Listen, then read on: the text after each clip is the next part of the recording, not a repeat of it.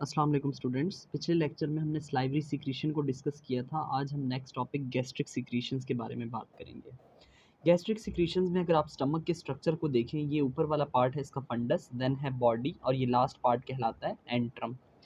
हम पहले भी डिस्कस कर चुके हैं कि ये जो हमारे पास एंट्रल पार्ट होता है स्टमक का, यहाँ पर एक इंपॉर्टेंट सेल्स होते हैं जिनको हम कहते हैं जी सेल्स। ये जी सेल्स एक इम्पॉर्टेंट हार्मोन प्रोड्यूस करते हैं जो कि हमने और हमने एंडोक्राइन हार्मोन में डिस्कस कर चुके हैं, जिसको कहते हैं जी सेल्स जो है वो प्रोड्यूस करते हैं, उसे हम कहते हैं गैस्ट्रिन। ये जो हार्मोन्स होता है ये दूसरे एक सेल्स के ऊपर एक्ट करता है। ये जो दूसरे स्पेशल सेल्स होते हैं इनको हम कहते हैं parietal cells. Parietal cells are also called oxyntic cells. Oxyntic cells का मतलब होता है एसिड प्रोड्यूसिंग सेल्स। इसमें दो चीज़ें यहाँ से इन सेल से निकलती होती हैं, एक होती है HCl यानी कि एसिड, और दूसरा हमारे पास होता है intrinsic factor. IF is intrinsic factor. अब तीसरे जो इंपॉर्टेंट सेल्स होते हैं यहाँ पर स्टमक के अंदर, बॉडी के अंदर, वो होते हैं चीफ सेल्स। ये जो चीफ सेल्स होते हैं इनका काम ये होता है कि ये पेप्सिनोजिन रिलीज़ करते हैं। पेप्सिनोजिन ये एक एंजाइम होता है, ये बाद में HCl के एक्शन की वजह से HCl इसके ऊपर एक्ट करता है तो ये पेप्सिन में कन्वर्ट होता है और प्रोटीन्स का ब्रेक डाउन करवाता है। डाइजेशन के अंदर इसको दोबारा हम डिटेल में डिस्कस करेंगे। तो यहाँ हमने स्टमक में 3 इंपॉर्टेंट सेल्स देखे। एक हमारे पास है गैस्ट्रिन, जी सेल से प्रोड्यूस हो रहा है। ये गैस्ट्रिन का इंपॉर्टेंट फंक्शन हम पहले भी डिस्कस कर चुके हैं। ये गैस्ट्रिन जाता है पैराइटल सेल्स को हिट करता है, उनको ट्रिगर करता है, पॉजिटिव इम्पैक्ट देता है। तो उसके रिजल्ट में क्या होता है, पेराइटल सेल स्टिमुलेट होते हैं और वहाँ से HCl की प्रोडक्शन होती है और इंट्रिंसिक फैक्टर की। और इसी तरह से हमारे पास ये चीफ सेल से पेप्सिनोजन निकलता है। तो ये तो हमारे पास हो गए इंपॉर्टेंट 3 सेल्स जो कि स्टमक के हैं। ये सिक्रीटरी प्रोडक्ट्स इस तरह से बनते हैं, गैस्ट्रिक यानी कि स्टमक के सिक्रीटरी प्रोडक्ट्स।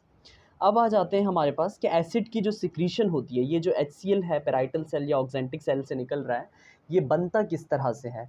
अगर आप इस डायग्राम में ये जो बॉक्स बना हुआ है इसको अगर आप पेराइटल सेल कंसीडर करें, ठीक है, और ये जो साइड है इसकी ये ब्लड स्ट्रीम, ये एक ब्लड वेसल को इसको ब्लड वेसल कंसीडर कर लें, और ये जो साइड है इसकी इसको हम स्टमक कंसीडर कर लेते हैं। अब होता ये है कि within the parietal cell, ये जो पिंक वाला पेराइटल सेल था इसको अब ये जो पेराइटल सेल कंसीडर कर लें आप इस बॉक्स को। अब होता ये है कि यहाँ पर CO2 और उसके साथ वाटर जब ऐड होता है तो इसके ऊपर एक एंजाइम एक्ट करता है जिसको हम कहते हैं कार्बोनिक एनहाइड्रेज एंजाइम। ये कार्बोनिक एनहाइड्रेज एंजाइम जो होता है इसके ऊपर एक्ट करता है और यहाँ पर कार्बोनिक एसिड बन जाता है। ये कार्बोनिक एसिड जो होता है हमारे पास, ये फिर आगे जाके ब्रेक डाउन हो जाता है H पॉजिटिव आयन में और उसके साथ बाइकार्बोनेट आयन्स के अंदर HCO3 नेगेटिव आयन। यहाँ पर हमारे पास जो स्टमक यानी कि जो ल्यूमिनल साइड है स्टमक की, ये वाली साइड जो होती है, यहाँ पर हमारे पास एक इम्पॉर्टेंट पंप होता है जिसको हम कहते हैं हाइड्रोजन पोटेशियम एटीपेज पंप। अब यहाँ पर ये जो हाइड्रोजन आया है हमारे पास, ये हाइड्रोजन इस पंप के through into the lumen of stomach चला जाता है और उसके साथ साथ at the same time potassium का इन्फ्लक्स हो जाता है। ये पेराइटल सेल के अंदर पोटेशियम इंटर हो जाता है। अब होता ये है कि यहाँ पर क्लोराइड चैनल्स होते हैं, जैसे ही H पॉजिटिव आयन बाहर जाते हैं साथ में क्लोराइड भी बाहर चला जाता है और यहाँ से H पॉजिटिव आया तो दोनों मिलके क्या बन जाते हैं, हमारे पास HCl बन जाता है यहाँ पर, ठीक है। और ये जो H positive HCO3 negative ion है यानी कि जो बाइकार्बोनेट आयन है, ये बाइकार्बोनेट आयन यहाँ से जो है वो बाइकार्बोनेट और क्लोराइड के लिए एक ट्रांसपोर्टर होता है। यहाँ पर इसकी जो ब्लड स्ट्रीम वाली साइड है पेराइटल सेल की, होता ये है कि ये जो क्लोराइड है हमारे पास, ये जो है वो within the parietal cell चला जाता है और इसमें से यहाँ से reabsorb into the blood stream क्या हो जाता है, काउंटर ट्रांसपोर्ट हो रही है, यहाँ हो जाता है बाइकार्बोनेट आयन यहाँ चला जाता है। यानी कि जैसे ही स्टमक की ल्यूमेन के अंदर HCl आता है, एसिड आता है, एट द सेम टाइम जो बेस होता है यानी कि अल्कलाइन मीडियम क्रिएट हो जाता है इन द ब्लड स्ट्रीम के अंदर, HCO3 चला जाता है। और ये जो बाइकार्बोनेट होता है ये फिर ब्लड स्ट्रीम से पेनक्रियाटिक सिक्रीशंस में जाता है, क्योंकि वही पेनक्रियाटिक सिक्रीशंस जब स्मॉल इंटेस्टीन में या ड्यूडेनम में जाती हैं तो जो एसिडिक कंटेंट स्टमक का ड्यूडेनम में जाता है, उस एसिडिक कंटेंट को न्यूट्रलाइज करने के लिए फिर पेनक्रियाटिक सिक्रीशंस जो है वो इंटर होती हैं इनटू द ड्यूडेनम। तो ये बाइकार्बोनेट वहाँ न्यूट्रलाइजिंग इफेक्ट का काम कर देता है। इसको हम कहते हैं अल्कलाइन टाइड, यानी कि HCl रिलीज हुआ इनटू द स्टमक और ब्लड स्ट्रीम में बाइकार्ब आ गया और इस तरह से यहाँ अल्कलाइन मीडियम क्रिएट हो जाता है ऑन द ब्लड स्ट्रीम। अब होता यह है कि यहाँ एक और ट्रांसपोर्टर होता है जो कि सोडियम पोटेशियम का काउंटर ट्रांसपोर्ट कर रहा होता है। यहाँ पर हमारे पास आ जाता है पोटेशियम और ये हमारे पास सोडियम यहाँ से निकल जाता है। तो इस तरह से ये पैराइटल सेल है, ये ब्लड स्ट्रीम है और ये है हमारे पास स्टमक की साइड। यहाँ पर हमारे पास आ गया है HCl, एसिड की प्रोडक्शन हो रही है। अब होता ये है कि जब किसी पेशेंट को गैस्ट्रोएंटराइटिस और उसमें वो बहुत ज़्यादा वॉमिट कर रहा हो, तो होता ये है कि ये HCl बहुत ज़्यादा लॉस हो जाता है स्टमक से। तो फिर इसके रिजल्ट में क्या होता है, यहाँ लेस एसिड होता है स्टमक में। स्टमक से जब लेस एसिड ड्यूडेनम में जाता है तो पैनक्रियाटिक सिक्रीशन ज़्यादा रिलीज़ नहीं होती। जब पैनक्रियाटिक सिक्रीशन ज़्यादा रिलीज़ नहीं होती तो ब्लड के अंदर फिर बाइकार्बोनेट के लेवल्स बहुत ज़्यादा बढ़ जाते हैं। तो फिर इसीलिए जो वॉमिटिंग कर रहे होते हैं पेशेंट, उनके अंदर हमें मेटाबॉलिक अल्कलोसिस मिलती है। अब देख लेते हैं कि ये जो है वो HCl की जो रेगुलेशन है वो किस तरह से होती है, यानी कि HCl की जो प्रोडक्शन हो रही थी वो कम या ज़्यादा किस तरीके से होता है। अगर ये हम एक पैराइटल सेल इसको हम कंसीडर करें, तो यहाँ पर इसको जो है वो हम स्टमक का ल्यूमन कंसीडर कर लेते हैं। और यहाँ पर जो है हमारे पास स्पेशल जो पंप है हमारे पास HCl जहाँ से रिलीज़ हो रहा है, hydrogen potassium ATPase pump, H positive K positive pump, ठीक है। अब इसके रिजल्ट में यहाँ से जो है वो HCl रिलीज़ हो रहा है into the lumen of stomach. अब ये रेगुलेट किस तरह से होता है, डिफरेंट फैक्टर्स होते हैं इसको रेगुलेट करने के लिए।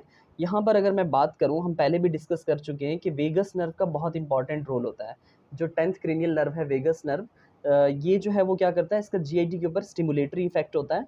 एसिटाइल कोलिन रिलीज होता है वेगस नर्व के, और इसके फिर ये जो है वो यहाँ पर पैराइटल सेल की ऊपर जो है वो मस्करेनिक या M3 रिसेप्टर्स होते हैं, और उसको एसिटाइल कोलिन जो है वो स्टिमुलेट करता है। ये M3 रिसेप्टर्स क्या करते हैं, इसके रिजल्ट में GQ प्रोटीन को स्टिमुलेट करते हैं, और ये GQ प्रोटीन जो है वो आइनोसिटोल ट्राइफॉस्फेट, ये सेकंड मैसेंजर का काम कर रहा होता है यहाँ, और कैल्शियम को जो है कैल्शियम के कंटेंट को बढ़ा देता है, और इसका फिर पॉजिटिव इम्पैक्ट आता है, और फिर HCl की प्रोडक्शन इस तरह से वेगस नर्व जो है वो बढ़ा देता है। उसके अलावा वेगस का ये तो डायरेक्ट पाथवे है जिससे जो है वो HCl की प्रोडक्शन को बढ़ा रहा है। उसके अलावा वेगस क्या करता है, हम पहले भी डिस्कस कर चुके हैं कि ये गैस्ट्रिन को भी प्रोमोट कर रहा होता है, गैस्ट्रिन की प्रोडक्शन को, जो कि जो हमारे पास एंडोक्राइन हार्मोन है। फिर जो है वो गैस्ट्रिन जो है वो क्या करवाता है, HCl की प्रोडक्शन को बढ़ा देता है। अब ये जो है वो स्टमक के अंदर हमने एंट्रम में पढ़े हैं पीछे, इस जो है वो गैस्ट्रिन के, जहाँ से गैस्ट्रिन निकल रहा है, G सेल्स। गैस्ट्रिन जो है वो G सेल से रिलीज़ होता है, ठीक है। G सेल से गैस्ट्रिन रिलीज़ हुआ, और ये गैस्ट्रिन जो है वो जा करके CCK रिसेप्टर, कोलिसिस्टोकाइनिन रिसेप्टर्स होते हैं, CCK3 रिसेप्टर्स होते हैं पैराइटल सेल के ऊपर, और उसके ऊपर एक्ट करता है, और ये भी सेम मैकेनिज्म के थ्रू जा करके GQ प्रोटीन्स को स्टिमुलेट करता है, और फिर कैल्शियम और IP3 लेवल्स बढ़ते हैं और HCl की प्रोडक्शन बढ़ जाती है। एक और हमारे पास इंपॉर्टेंट पाथवे है HCl की प्रोडक्शन को जो कि बढ़ाता है, वो क्या होता है हमारे पास, ECL, enterochromaffin cells of the gastric mucosa, वहाँ से निकलता है हिस्टामीन। इसको भी हम पहले डिस्कस कर चुके हैं ये, ठीक है। ये जो हिस्टामीन है, ये पैराक्राइन एक्शन होता है, डिफ्यूजली जाकर के एक्ट करता है हमारे पास पैराइटल सेल के ऊपर। ये हिस्टामीन के H2 रिसेप्टर्स होते हैं हमारे पास पैराइटल सेल के ऊपर, और ये जो H2 रिसेप्टर्स होते हैं ये जाकर के G स्टिमुलेटरी प्रोटीन को स्टिमुलेट करते हैं। उसके रिजल्ट में क्या होता है, हमारे पास cyclic AMP, adenylyl cyclase enzyme active होता है, और साइक्लिक AMP के लेवल्स बहुत ज़्यादा बढ़ जाते हैं। जब इसके लेवल्स हमारे पास बढ़ते हैं तो इसका पॉजिटिव इम्पैक्ट आता है HCl यानी कि हाइड्रोजन पोटेशियम पंप के ऊपर। इस तरह से हमारे पास क्या होता है, HCl की प्रोडक्शन को ये हिस्टामीन बढ़ा देता है, ठीक है। तो वेगस का एक डायरेक्ट इफेक्ट हो जाता है GQ प्रोटीन के थ्रू, और वेगस जो है वो गैस्ट्रिन को भी, G सेल्स को भी स्टिमुलेट करता है, और ECL सेल्स को भी। तो इस तरह से भी जो है दूसरा एक्शन ये इनडायरेक्ट पाथवे के थ्रू भी बढ़ा देता है HCl की प्रोडक्शन को। ओवरऑल भी GIT के ऊपर वेगस का स्टिमुलेटरी इफेक्ट होता है। यहाँ पर कुछ इंपॉर्टेंट ड्रग्स आ जाती हैं, अगर हम यहाँ बात करें, एक हमारे पास एंटीकोलिनर्जिक ड्रग्स होती है, वो यहाँ काम करेगी। ये जो मस्करेनिक रिसेप्टर्स होते हैं वो हमारे पास एट्रोपिन जो है वो ड्रग यहाँ ब्लॉक करती है। इसके रिजल्ट में क्या होता है, ये पूरा पाथवे ब्लॉक हो जाता है और एसिड की प्रोडक्शन कम हो जाती है, ठीक है। इसी तरह से हमारे पास क्या होता है, H2 रिसेप्टर ब्लॉकर कुछ ड्रग्स होती हैं, यहाँ पर वो एक्ट करती हैं। तो जैसे कि सिमेटिडीन, निज़ाटिडीन, फिमोटिडीन, ये फिर एसिड की प्रोडक्शन को, इस पाथवे को ब्लॉक कर देती हैं। एक और हमारे पास इंपॉर्टेंट ड्रग जो बहुत कॉमनली यूज़ होती है राइजिक के नाम से, ओमिप्राजोल, और उसके अलावा ये यहाँ पर ब्लॉकेज करती है हाइड्रोजन पोटेशियम एटीपेज पंप की, जिसको हम प्रोटॉन पंप इनहिबिटर्स भी कहते हैं। ये तो हो गया हमारे पास पॉजिटिव रेगुलेशन। अब नेगेटिव रेगुलेशन किस तरह से होती है इसके अंदर? नेगेटिव रेगुलेशन इस तरह से होती है कि हमारे पास, हमने पहले भी पढ़ा है कि होल लाइनिंग ऑफ जीआईटी के अंदर डी सेल्स होते हैं जो कि क्या रिलीज कर रहे होते हैं? सोमेटोस्टेटिन। सोमेटोस्टेटिन का ओवरऑल जीआईटी के ऊपर जो है वो नेगेटिव इम्पैक्ट होता है।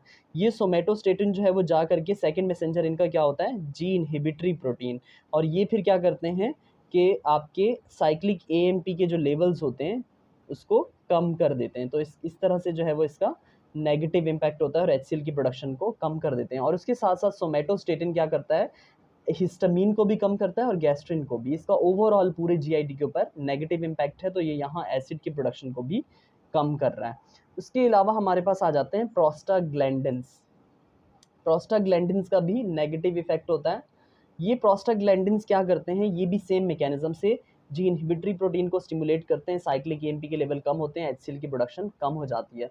उसके अलावा ये म्यूकस की प्रोडक्शन को बढ़ाते हैं, ठीक है, म्यूकोजल बैरियर को जो है वो इम्प्रूव कर रहे होते हैं, और इसके अलावा बाइकार्बोनेट्स को बढ़ाते हैं, ठीक है। तो इसके रिजल्ट में जो है वो एक और बैरियर के तौर पर यहाँ ये काम कर रहे होते हैं प्रोस्टाग्लैंडिन्स, म्यूकस की वजह से और बाइकार्बोनेट की वजह से। तो एचसीएल जो है वो इस तरह भी कम हो जाती है। इसके अलावा एक नेगेटिव रेगुलेटरी फैक्टर ये होता है कि जब स्टमक के अंदर बहुत जो है वो एसिड कंटेंट बहुत ज़्यादा हो, तो उसके रिजल्ट में क्या होता है?